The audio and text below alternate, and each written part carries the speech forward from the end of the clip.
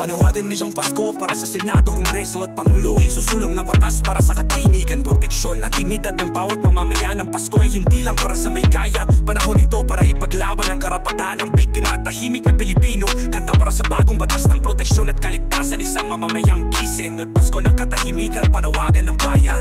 Habang ang iba'y may ilaw sa tahanan, kami may takot sa gabi ng katahimikan. Habang may handaan at masasayang kanta, sa amin ay hampas, sigaw at pangamba. Pangulong mahal na Senado, Kongreso ngayong Pasko, pakinggan ang aming hiling. Hindi regalo, hindi salapi ang panalangin, kundi batas para sa buhay naming tahimik. Bawat araw ay gising sa kaba, bawat gabi may ingay na sumisira. Sino ang dudulog kung ang barangay ay bulag? Kung pulis ay taksil, ang batas ay wasak.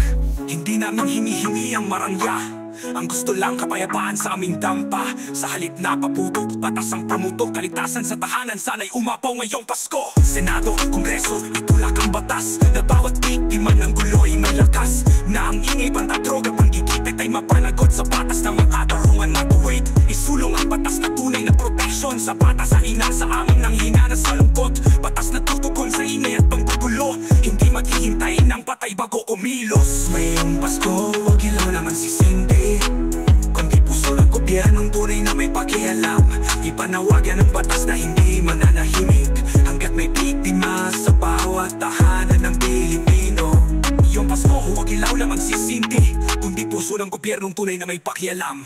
Ipanawagan ang batas na hindi mananahimik, hanggat may biktima sa bawat tahanan ng Pilipino. Panawagang batas na isusulong, bayas laban sa kapabayaan ng barangay at pulis. May parusa kung hindi tinanggap ang reklamo ng mamamayan. Tatas sa proteksyon sa katahimikan ng tahanayan, ng anti-noise law with strict enforcement, lalo sa gabi. Mental health protection from harassment and community strength. Frontline hotline para yung response unit at karapatang legal remedy. Barangay pulis accountability law, automatic suspension at investigasyon kung walang aksyon sa reklamo sa loob ng 48 hours.